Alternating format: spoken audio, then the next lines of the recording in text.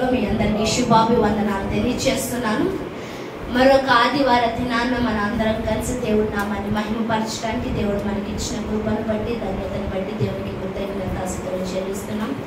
మరి మే 5 నుంచి 15 వరకు మొదటి దినం వరకు నిజంగా 10 రోజులు కూడా ఇక్కడ బైబిల్ క్లాసెస్ చాలా ఘనంగా గొప్పగా ఆశీర్వాదకరంగా జరిగాయి. దేవుడు అందరితో మాట్లాడాడు. అందరూ కూడా నిజంగా చాలా సంతోషంగా ఇక్కడి నుంచి వెళ్ళడం జరిగింది. పరిచర్యలో ఉన్న వాళ్ళందరూ కూడా పరిచర్యకు ఉపయోగపడేటట్లు ఏ విధంగా పరిచర్య చేయాలి, ఎలా చేస్తే పరిచర్యను సక్సెస్ఫుల్గా జరిగించవచ్చు అనే విషయాలన్నీ కూడా దేవుడు మాట్లాడడం జరిగింది. వాటన్నిటి బట్టి కూడా నేను దేవుడి నామాన్ని మహిమపరుస్తున్నాను. నేటి దినాన్న మనము వాక్య ధ్యానంలోకి వెళ్దాం. మన ఎఫెసీయులకు రాసిన పత్రికను మనం ధ్యానం చేసుకుంటున్నాము. ఎఫెసీయులకు రాసిన పత్రికను మనం ధ్యానం చేసుకుంటున్నాము. ఎఫెసీయులకు రాసిన పత్రిక 1వ అధ్యాయము 13వ వచనాన్ని 14వ వచనాన్ని మనం 12వ వచనం నుంచి మనం చదువుకుందాం. ఎఫెసీయులకు రాసిన పత్రిక 1వ అధ్యాయం 12వ వచనం నుంచి.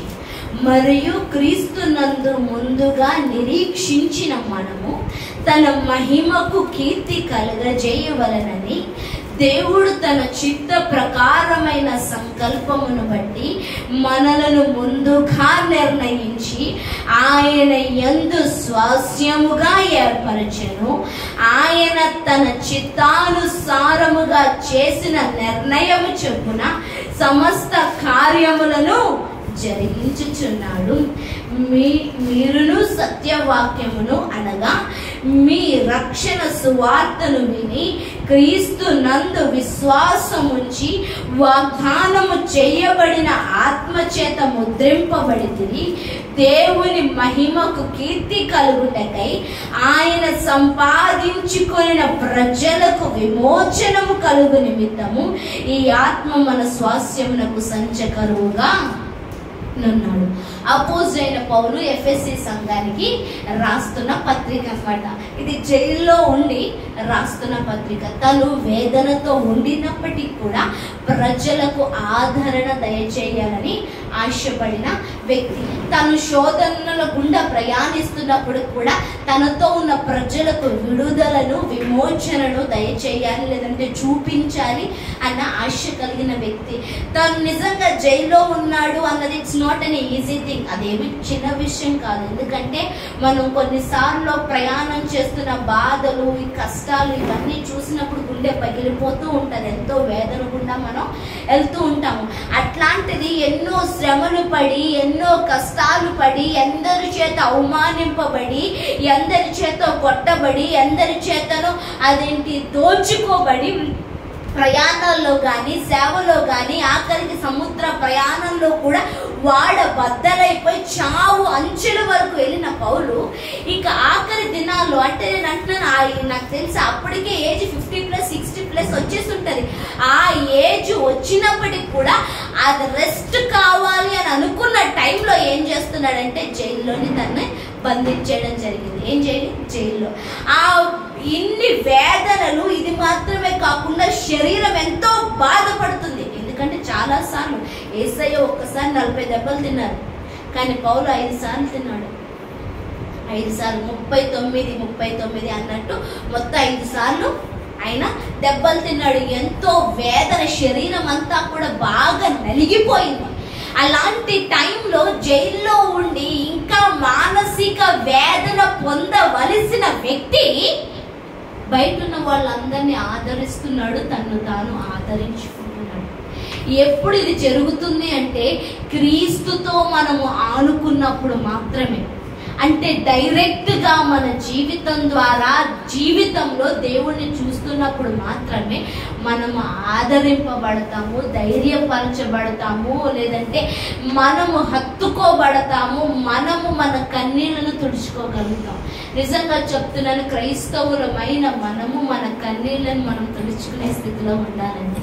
ఎందుకంటే మనల్ని ఆదరించడానికి దేవుడు పిలుచుకున్నాడు. మనము ఎదుటి వారి కన్నీళ్లను తొడవటానికి దేవుడు మనల్ని పిలుచుకున్నాడు.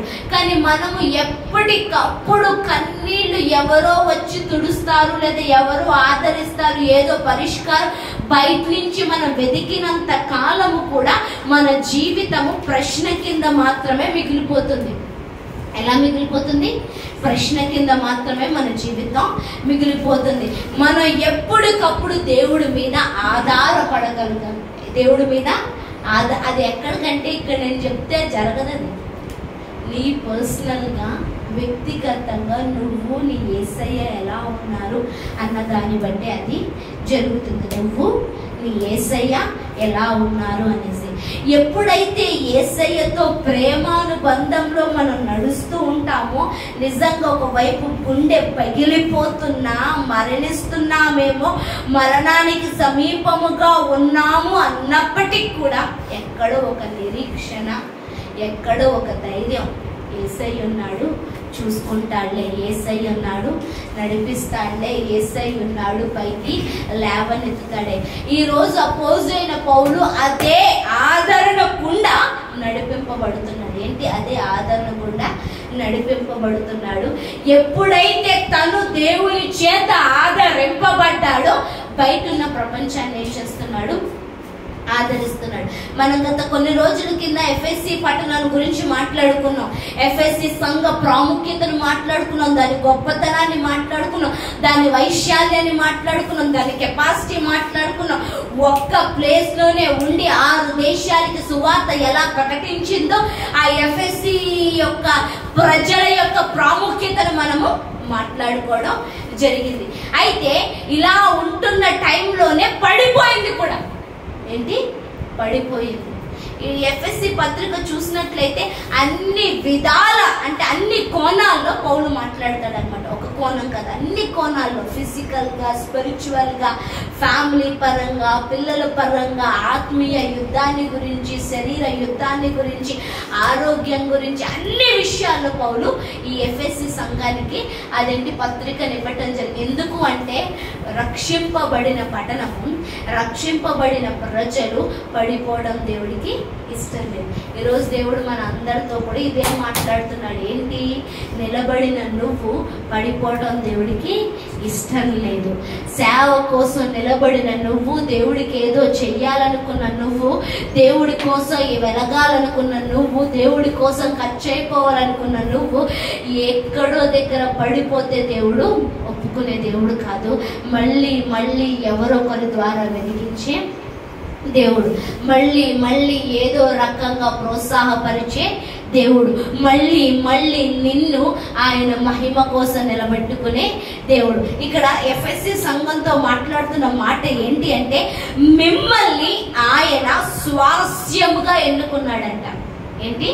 స్వాస్యంగా అంటే ఏంటి అంటే ఒక ఆస్తి, ఒక సంపాదన, లేదంటే నాది అన్నదన్నమాట. ఇప్పుడు ఏమిచ్చారా మీ నాన్న అంటే, ఇల్లు ఇచ్చాడండి, పొలం ఇచ్చాడండి అని చెప్తా. అదేంటి? తల్లిదండ్రులు ఇచ్చిన స్వాస్యం, తల్లిదండ్రులు ఇచ్చిన స్వాస్యం. మరి నీ కొడుకులకి నువ్వేం చేస్తున్నావు అయ్యా అంటే, నేను దాన్ని డబ్బులు చేశాను అయ్యా, నేను ఇంత చేశాను, ఇంత ఉంది, అది నేను నా కొడుకులకి ఇచ్చే, నా బిడ్డలకి ఇచ్చే స్వాస్యం. కొడుకులు అంటున్నాను కదా, బిడ్డలు, కొడుకు కూతురు ఇద్దరు సమానమే.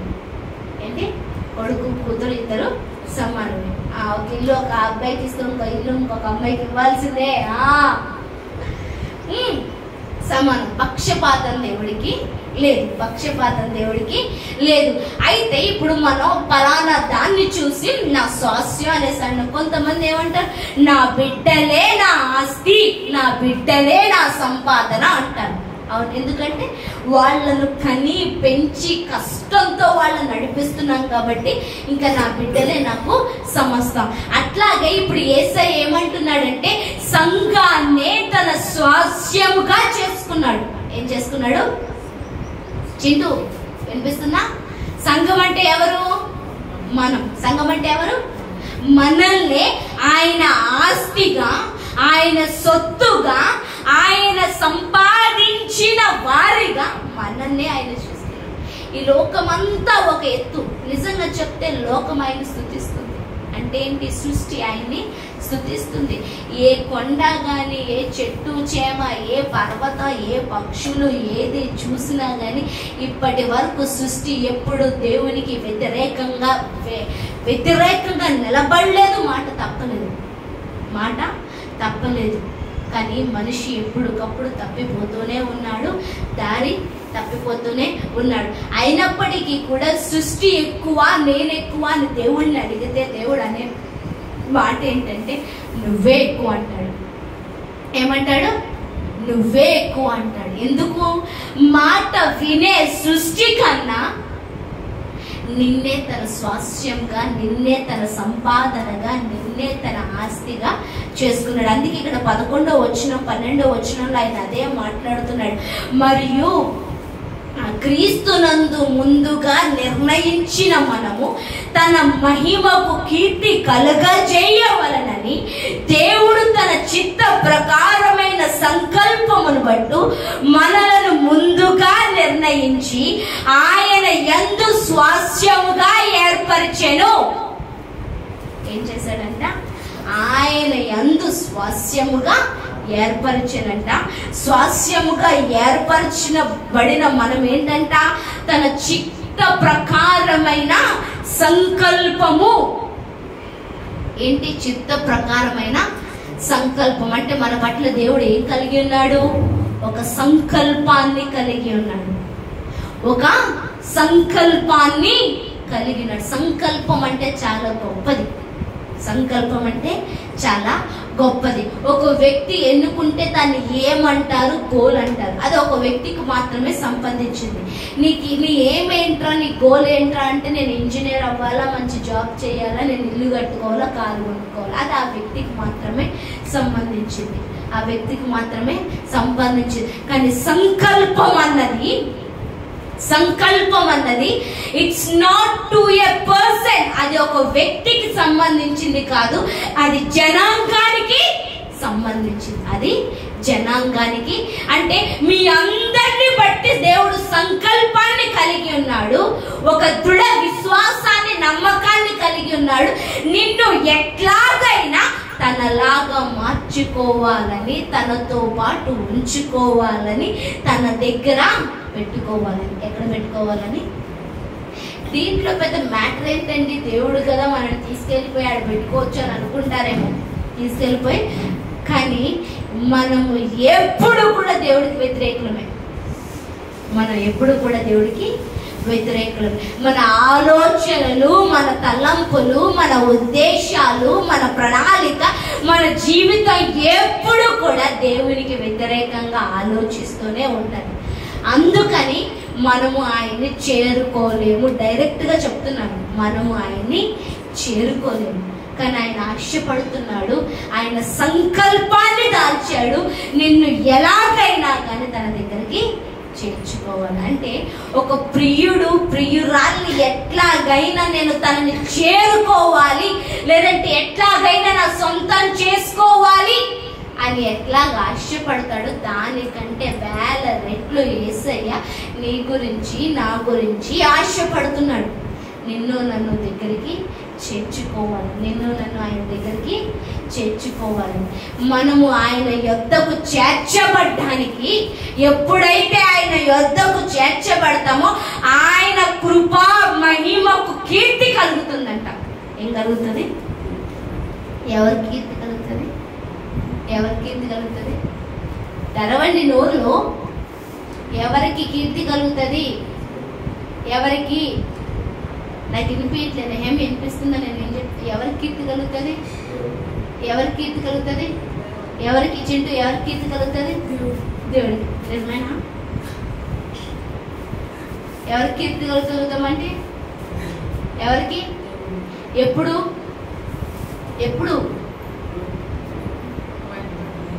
మనము ఆయనకు సమీపించినప్పుడు, మనము ఆయనతో కలిసి జీవిస్తున్నప్పుడు, మనము ఆయన ఒక్కటైనప్పుడు, మనము ఆయన ఒకేలాగా కనిపిస్తున్నప్పుడు ఆయన కృపా మహిమకు కీర్తి కలుగుతుంది. ఎవరికి? ఆయన కృపా మహిమకు కీర్తి. అది సంకల్పం. ఏంటి? మనము ఆయన ఒక్కటి అవ్వాలన్నది దేవుని సంకల్పం. ఆయన సంకల్పం నెరవేర్చబడలేదనుకో, అంటే అందరూ కాదు, కొంతమంది మిస్ అవుతారు. ఎంతమంది? కొంతమంది. ఆ మిస్ అయ్యే కేటగిరీలో నువ్వు ఉండొద్దనే దేవుడు ఆశ. మిస్ మిస్ అయ్యే ఏంటి, ఈ వ్యక్తి అప్పటి వరకు వచ్చాడ్రా, కానీ ఆ లాస్ట్ మినిట్లో దేవుడితో పాటు ఎగిరిపోలేదు, రాలేదు, ఆ దేవుడితో ఏకమైపోలేదు అని మిస్ అయిపోయే జనం ఉంటారు. ఆ మిస్ అయిపోయే కేటగిరీలో నువ్వు నేను ఉండకూడదని దేవుడు ఆశపడుతున్నాడు. ఆయనకు కృపకు మహిమకు కీర్తి కలిగినప్పుడు దేవుడు మనల్ని వదిలేస్తాడా అంటే, ఆ కృపకు కీర్తికి మహిమకు మనకు కూడా భాగం ఉంటుంది. ఏముంటుంది మనకు కూడా?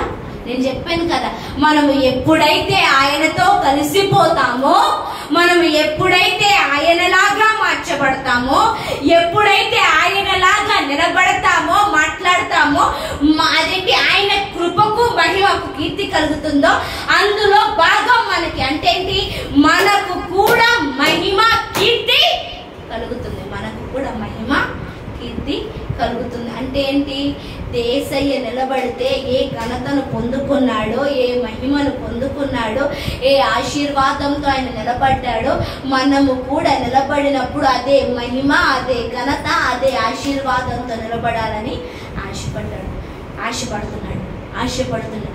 మోషే నిలబడితే, మోషే ప్రజలు నడిపిస్తే, మోషే ప్రజలు విడిపించి ఐగుప్తు నుంచి బయటకు తీసుకొస్తే, ఆ 40 సంవత్సరాలు అరణ్యంలో నడిపించినప్పుడు మహిమ దేవుడికి మాత్రమే రాలేదు, మోషేకి కూడా వచ్చింది. అవునా? ఒకసారి నించోండి.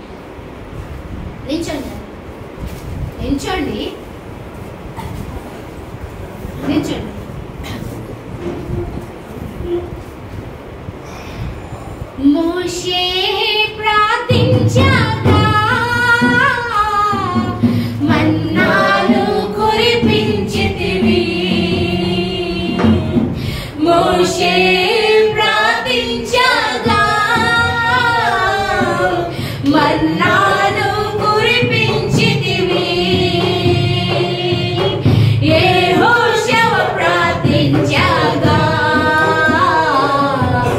సూర్య చంద్రుల నాపితివి. అందరం యెహోషువ ప్రార్థించాగా సూర్య చంద్రుల నాపితివి. యెహోవా నీ నామము ఎంతో బలమైనది, ఎంతో బలమైనది, ఎంతో బలమైనది. యెహోవా నీ నామము. ఈ పాటలో ఎవరి గురించి పాడుకున్నాం? యెహోవా గురించి ప్రార్థన, ఇంకా మోషే గురించి, ఇంకా యెహోషువ గురించి. పాట ఎవరి కోసం పాడాలా? దేవుడు. మరి వీళ్ళిద్దరు పేర్లు ఎందుకు వచ్చాయి?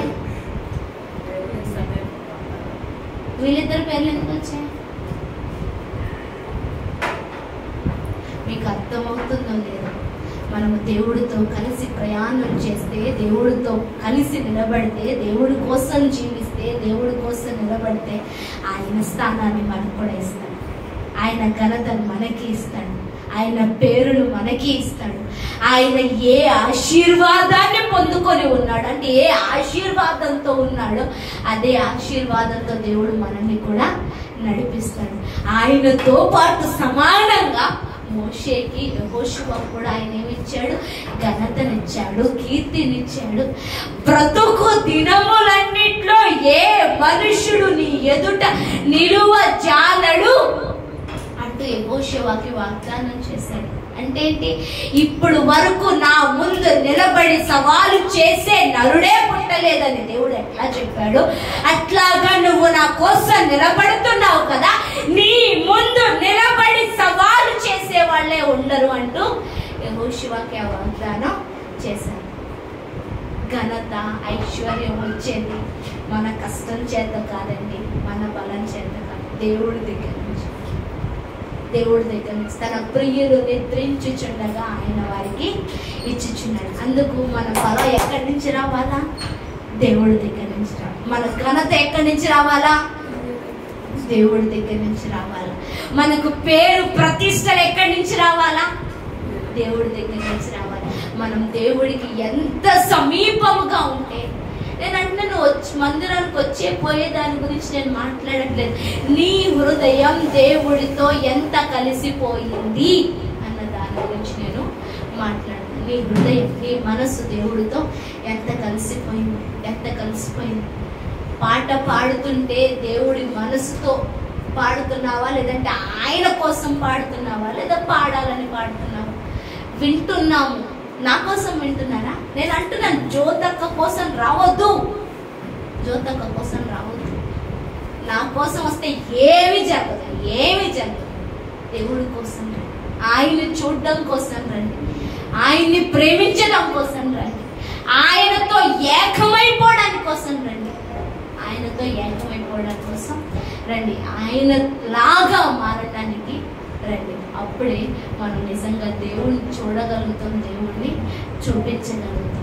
ఈరోజు నువ్వు ఆయన స్వాస్యం, నువ్వే నా ఆస్తి అని ఆయన మాట్లాడుతున్నాడు. ఏమంటున్నాడు? నువ్వే నా ఆస్తి అనేసి దేవుడు మరి మనకేంటి ఆస్తి? మనకేంటి ఆస్తి? మరి ఇలా బిడ్డలా, లేకపోతే నా శరీరమా, నా బలమా, నా ఉద్యోగమా, నా అందమా? మనకేంటి బలం? మనకేంటి? నిజంగా దేవుడా హృదయంతో చెప్తున్నారన్నమాట, నిజంతో, నిజంగా చెప్తున్నారన్నమాట. దేవుడే నా బలం, దేవుడే నా ప్రేమ, దేవుడే నా సత్తువ. నిజంగా అలా చెప్పగలిగితే నేను కాదు, మీరు ఆరాధిస్తున్న మీ దేవుడే చాలా సంతోషం. లేదు అప్పుడప్పుడే ఓన్లీ ఆదివారం మాత్రమే మన బలం దేవుడైతే, ఓన్లీ ఆదివారం మాత్రమే మన ఆస్తి దేవుడైతే మిగతా రోజులు అందుకు ప్రతి క్షణం దేవుణ్ణి వెంటాడుతూ ఉండాలి. ఎక్కడ? మనసులో. ఎక్కడ? మనస్సులో, మనస్సుతో దేవుణ్ణి వెంటాడుతుంటే ఆయన కృపకు మహిమకు కీర్తి కలగడం మాత్రమే కాదు, మనకు కూడా ఆయన ఏమిస్తాడు? భాగాన్ని ఇస్తాడు. చరిత్ర చూసినప్పుడు కొంచెం ఆశ్చర్యం వేస్తుంది. ఈ బైబిల్లో రాయబడిన ప్రతి వ్యక్తి కూడా ప్రత్యేకమే, ప్రతి వ్యక్తి కూడా నార్మల్ వ్యక్తే. ఇంకో వ్యక్తి చెప్పాలంటే ప్రతి వాడు కూడా పనికిరానోడు. ఇంకో విషయం చెప్పాలంటే ఇక్కడ నిలబడినోడు మేమేం గొప్పోళ్ళం కాదు. మా జీవితాలు కూడా చెప్పాలంటే ఓపెన్ చేయాలంటే చెత్త, అంతకంటే ఇంకేం లేదు. కానీ దేవుడు ఎన్నుకున్నాడు కాబట్టి, దేవుడితో ప్రయాణం చేస్తున్నాం కాబట్టి ఆయన స్థానాన్నిచ్చి నడిపిస్తున్నాడు, ఆయన స్థానాన్నిచ్చి నడిపిస్తున్నాడు. ఈరోజు మిమ్మల్ని అందరినీ కూడా దేవుడు అలాగే చూడాలని ఆశపడుతున్నాడు.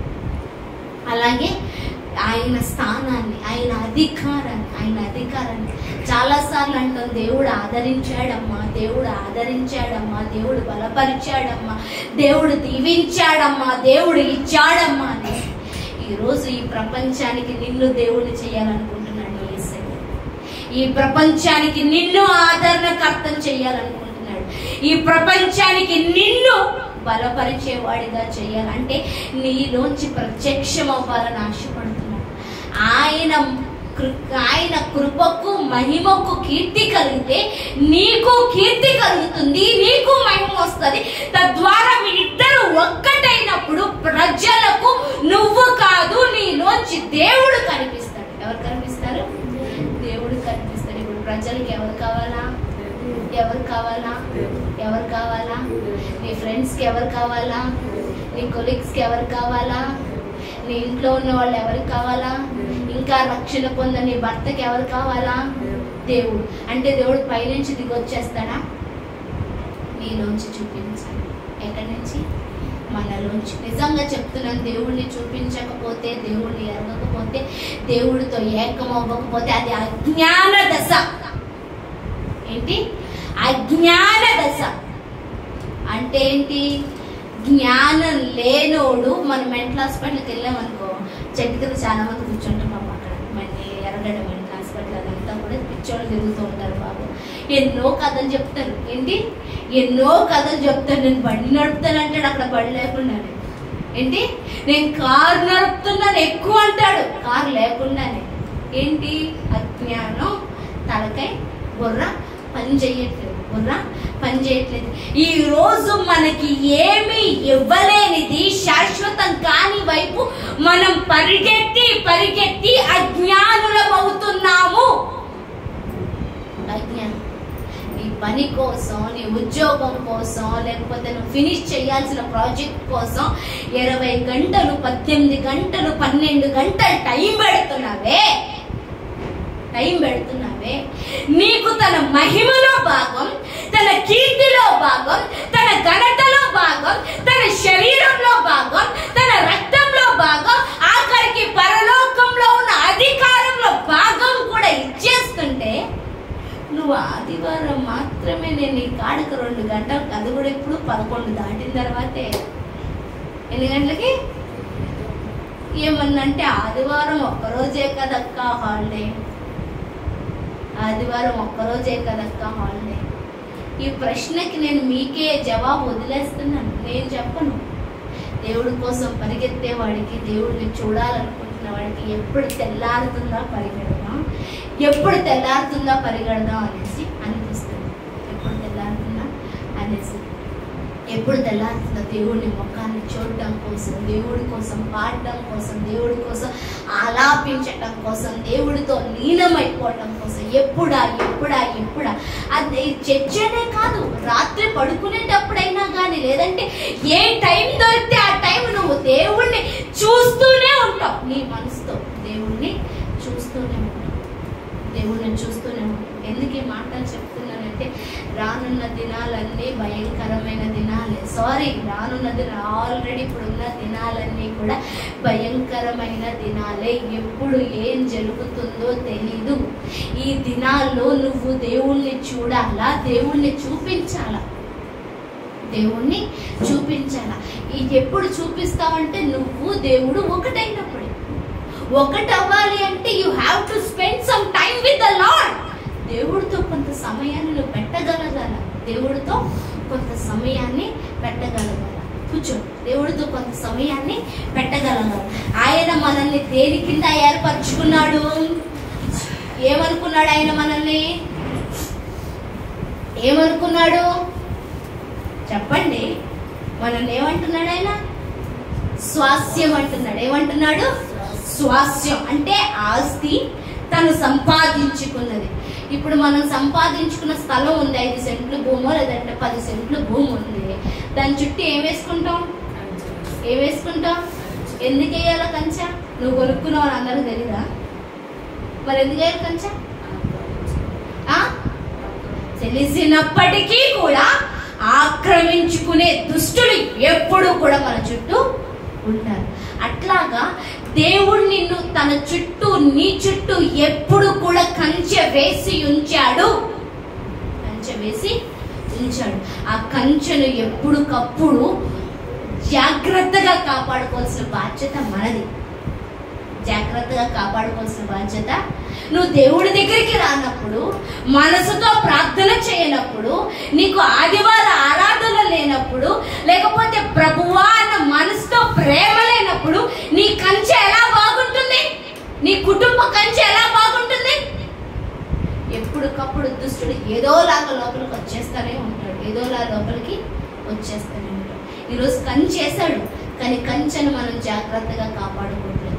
నువ్వు ఆయన స్వాస్యం, ఆయన భూభాగం నువ్వు, ఆయన ప్రాణం నువ్వు, ఆయన రక్తం నువ్వు, ఆయన శరీరం నువ్వు, ఆయన మహిమే నువ్వు, ఆయన ఘనతే నువ్వు. ఆయన బ్రతికింది నీకోసమే, చనిపోయింది నీకోసమే, తిరిగి లెగిచింది నీకోసమే, ఆరోహణమైంది నీకోసమే, అక్కడికి వెళ్ళి నీకోసం నా కోసం స్థలాన్ని సిద్ధపరుస్తుంది కూడా నీకోసం, నా కోసం. అలాంటిది మనమే ఆయన సమస్తం అయిపోయిన మన కోసం చూస్తుంటే మన చుట్టూ కంచెను మాత్రం మనం బాగు చేసుకోవాలి. దేవుడి దగ్గరకు వచ్చినప్పుడు మన కంచె బాగుపడుతుంది. ఎక్కడికి వచ్చినప్పుడు నేను అడగను, మీకు అర్థమవుతుందా? కనీసం రోజు కొంతసేపు అయినా బైబిల్ తీసి చదువుతున్నారా?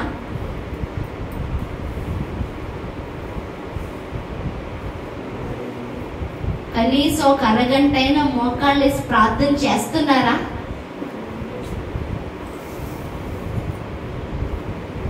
ఇంకెన్నాళ్ళు ఈ ప్రశ్నకు జవాబు లేకుండా ఉంటారు? దేవుడు కనిపించాడా, కనిపిస్తున్నాడా అని అడగాల్సిన ప్రశ్న. కానీ ఎక్కడ ఆగిపోయాను నేను? ఇంకా బైబిల్ చదువుతున్నారా, ప్రార్థన చేస్తున్నారా అని. అపోజిట్ పౌలు సంఘంతో అంటున్న మాట ఏంటంటే, మీరు ఇప్పటికే బలమైన ఆహారము తిని ఇతరులను పోషించాల్సిన బలవంతులై ఉండాల్సిన మీరు ఇంకా చిన్న పిల్లల వలె, పసిపిల్లల వలె పాలు తాగే స్థితిలో ఉన్నారు అని అంటున్నాడు. పాలు తాగే స్థితి అంటే పసిపిల్లల స్థితి. ఎవడైనా ఎత్తుకుపోతాడు, ఎవడైనా ఎత్తుకుపోతాడు, అంతే కదా. పసిపిల్లలు మనం ఎందుకు కాపాడుకుంటాం? ఇల్లు దాటనివ్వం, గేటు దాటనివ్వం. ఎందుకు? ఏం తెలీదు. పడతారు, దెబ్బ తగులుతుంది, లేదంటే ఎవరన్నా ఎత్తుకుపోతారనో, లేదంటే దాంట్లో దీంట్లో వేలు పెట్టి చెయ్యి పెట్టి దెబ్బ తగిలించుకుంటారు. అనే కదా. ఈరోజు పెద్దవాడివయ్యి ఇతరులను కాపాడాల్సిన సంఘమైన నువ్వు ఇంకా నిన్ను ఎవరో కాపాడే స్థితిలో ఉన్నావు. ఇంకా ఎవరో నీ కోసం ప్రార్థించే స్థితి, ఇంకా ఎవరో నిన్ను ఎత్తుకునే స్థితి, పాలు దాగిపించే స్థితి. సంఘానికి నువ్వు చేర్చబడ్డావంటే దాని స్థితి ఏంటి తెలుసా? నువ్వు పెద్దవాడైనట్టు లెక్క. పెద్దోడు పాలు తాగుతారు పొద్దుట, సాయంత్రం, మధ్యాహ్నం, రాత్రి. చికెన్ లేకపోతే ఇంకా ఆ రోజు ఉంటుంది. సండే సాయంత్రం, సండే మధ్యాహ్నం. ఎందుకు లేదు? పోయిన ఆదివారం తిన్నావు కదరా అంటే, వారం రోజులు అవ్వలే. ఏం కాలే? వారం రోజులు అవ్వలే. నీ పొట్టకు మాత్రం కావాలా రుచికరమైంది. మరి ఆత్మీయ ఆహారం, ఆత్మకు ఆహారం, నీ ఆత్మకు కంచా, నీ జీవితానికి కంచా. చెప్తున్నాను, నీకు నువ్వే తీసేసుకుంటున్నావు.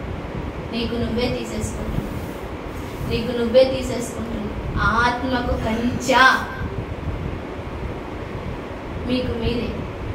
ఈరోజు దేవుడు నా స్వాస్యమైన మిమ్మును కాపాడుకోవడానికి నిజంగా చెప్తున్నాను. దేవుడు మనం కన్నా బిడ్డలు మనం ఎంతో జాగ్రత్తగా కాపాడాలనుకున్నానే.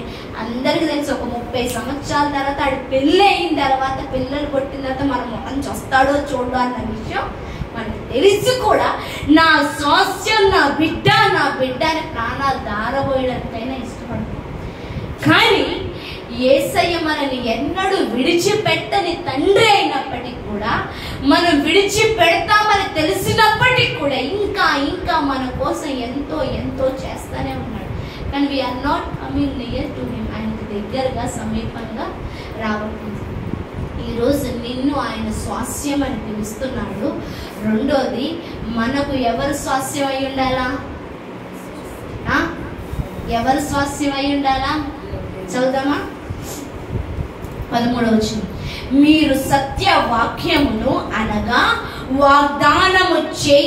సత్యవాక్యమును అనగా మీ రక్షణ సువార్తను విని క్రీస్తు నందు విశ్వాసముంచి వాగ్దానము చేయబడిన ఆత్మ చేత ముద్రింపబడితిరి.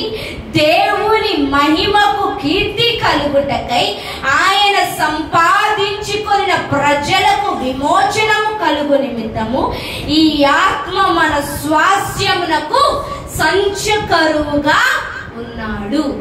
ఏ ఆత్మ, ఏ స్వాస్యానికి? అసలు సంచకరువు అంటే ఏంటి? మనం అనుకుంటున్నాం ఆస్తి మన స్వాస్యం, భూభాగం మన స్వాస్యం, మన పిల్లలు మన స్వాస్యం అనుకుంటున్నాం. కానీ మన స్వాస్యం మన దేవుడు అంటే. ఎవరు మన స్వాస్యం? ఈ ప్రత్యక్షత ఎప్పుడు వస్తుందో, ఇంకా అది ఉంది, ఇది లేదు, వాళ్ళు వీళ్ళు అని ఏ విషయంలో మనం బాధపడమంటే, ఇంకా మనకి బల్బు ఎలక నా బిడ్డలు, నా జీవితం, లేదంటే నా ఇష్టం, లేదంటే నా బాధ, నా కష్టం అన్న కాడే ఉండిపోతున్నాం. దేవుడు మన స్వాస్యమైనప్పుడు ఇక లోకం వైపు మన దృష్టి ఉండదు. పైనున్న వాటిపైనే మన దృష్టి. అలాగని దేవుడు వదిలేస్తాడా?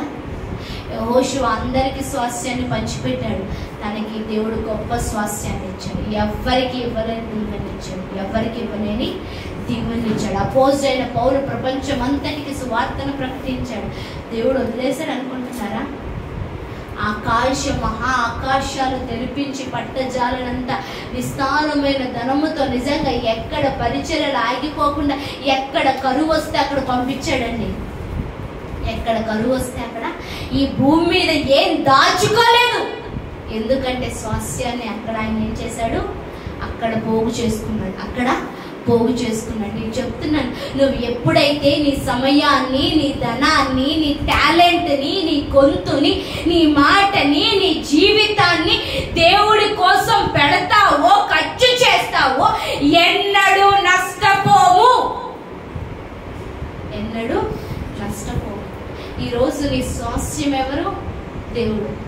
నీ పని కోసం, నీ ఉద్యోగం కోసం 4 గంటలు 12 గంటలు పడుతున్నావే, ఇప్పుడు నీ స్వాస్థ్యం, నీ బలం, నీ జీతం లేదంటే నీ ఆస్తి ఎవరు? దేవుడు. దేవుడి కోసం రోజుకి ఎంత సమయం పెట్టాలా చెప్పండి? ఎంత సమయం పెట్టాలా? నాకు ప్రార్థన రాదక్క అంటే పాడడం వచ్చు కదా. 2 గంటలు ఒక 200 పాటలు పాడుకోలేవా?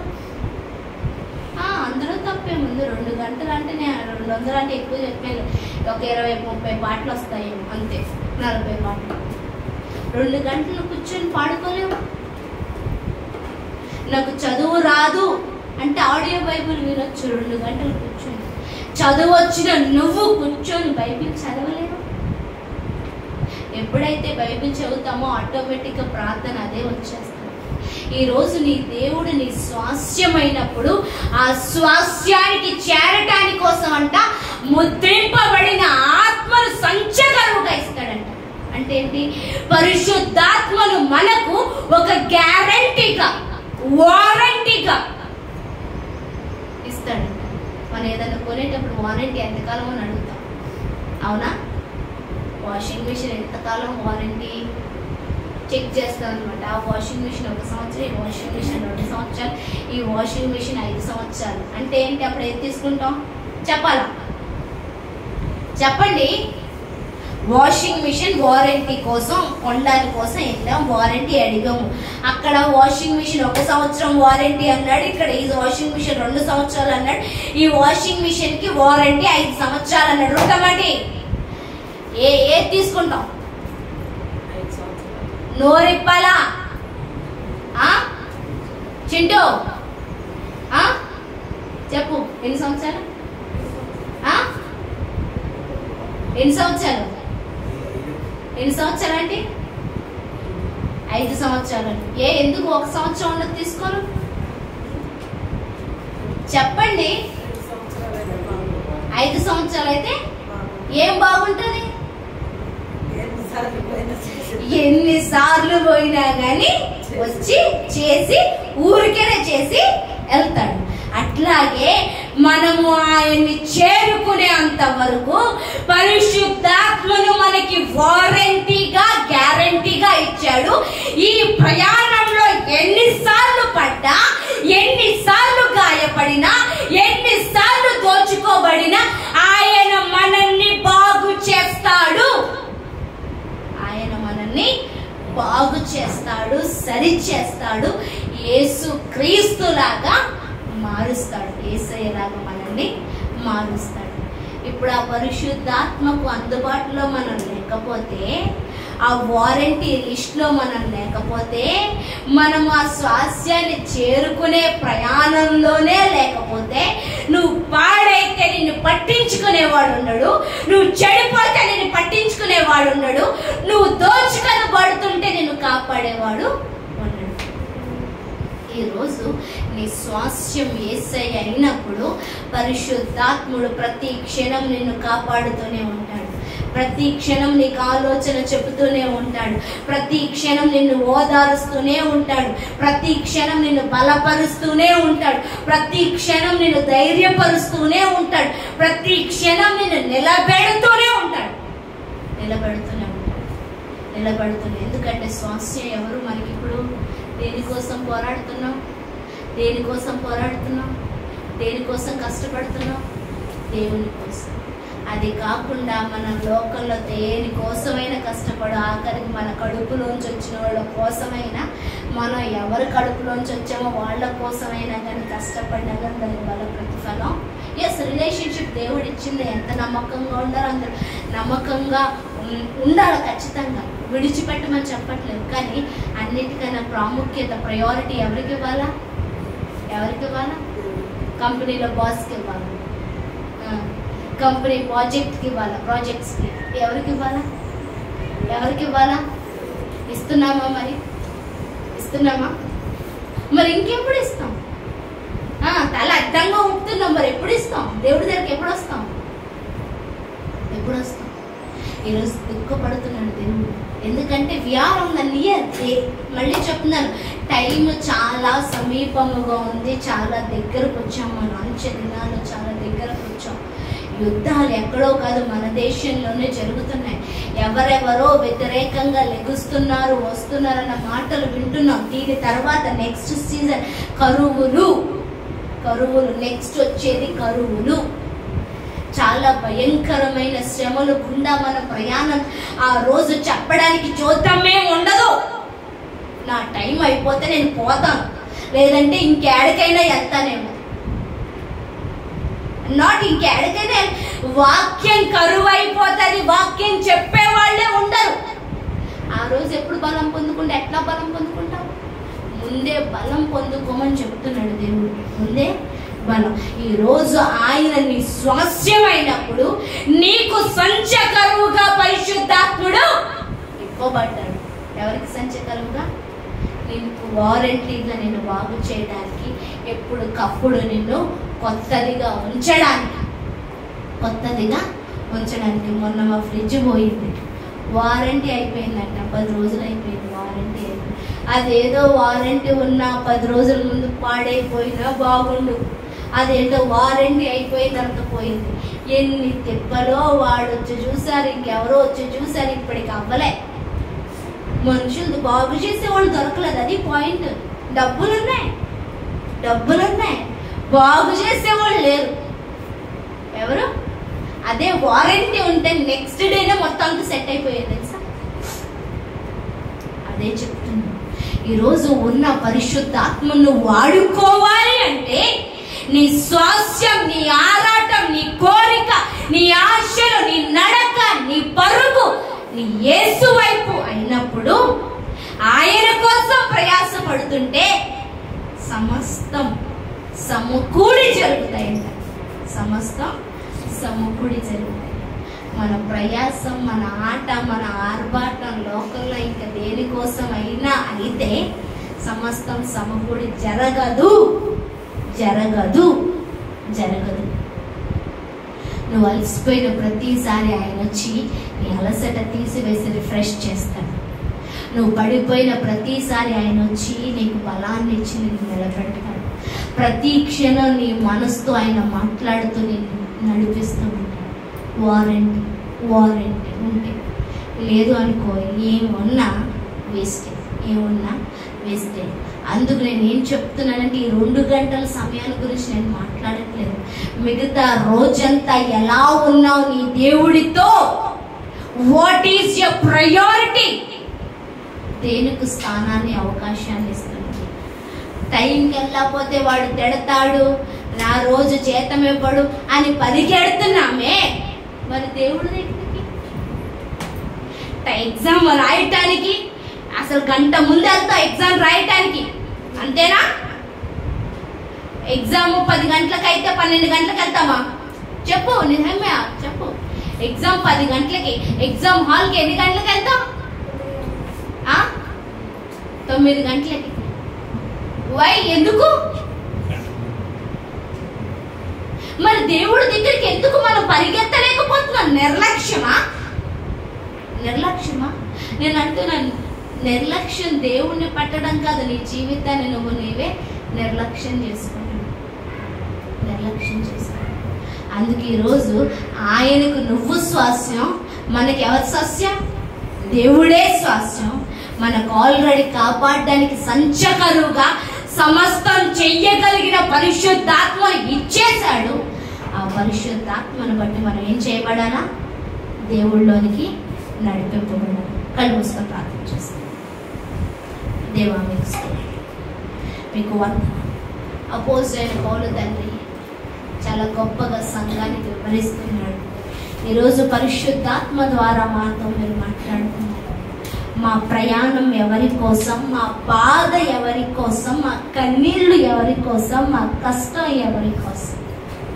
ఒక వ్యక్తి కోసం, ఒక మనిషి కోసం, కుటుంబం కోసం అయ్యా, మా చుట్టూ ఉన్న బాధ్యతల కోసం మాట్లాడు. ఈరోజు అది మా స్వాస్థ్యం అయితే లోక సంబంధాలుగా మేము పిలవబడతాం.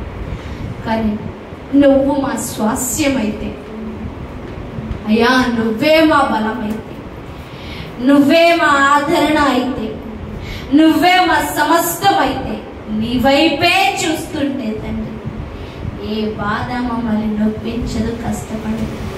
ఈరోజు అందరూ మా ప్రయారిటీ అవుతున్నారు. మా వర్క్, మా బిజినెస్, లేదంటే మా ఫ్రెండ్స్ అందరూ మా ప్రయారిటీ అవుతున్నారు. కానీ మమ్మల్ని స్వాస్థ్యంగా చేసుకున్న నిన్ను మేము నిర్లక్ష్యం చేస్తూ ఆదివార దినాన్న, అది కూడా ప్రారంభించిన ఎంతో సమయం తర్వాత ముందే పరిగెత్తుకొని రావాలి అన్న ఆలోచన. ఈరోజు నువ్వు మా ప్రయారిటీ అవ్వాలి. పరిశుద్ధాత్ముడా, ఇది కేవలం నీ కార్యము మాత్రమే.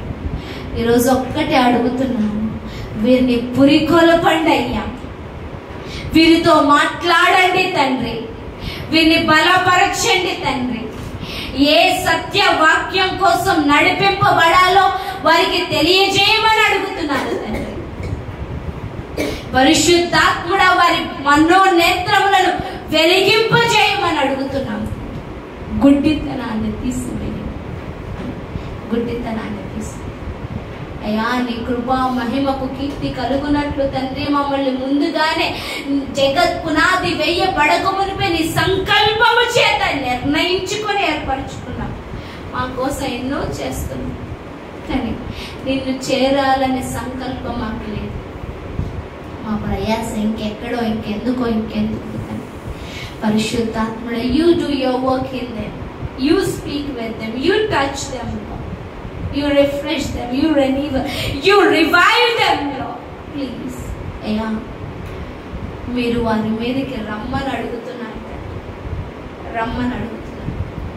అలా మీరు వారి జీవితాలు నడిపించమని అయ్యా, వీరు నీ హస్తానికి అప్పచెప్తూ ఈ చిన్న మంద నీతో పాటు ఎత్తబడే సంఘంగా ఉండడానికి సహాయం దయచేయండి. కలంకం లేని వధువు అనటం నీ కృపను చూపించండి. యేసు క్రీస్తు నామములో ప్రార్థిస్తున్నాము తండ్రి, ఆమేన్. అదే విధముగా ఆయన బలయతో మన సమీపంలో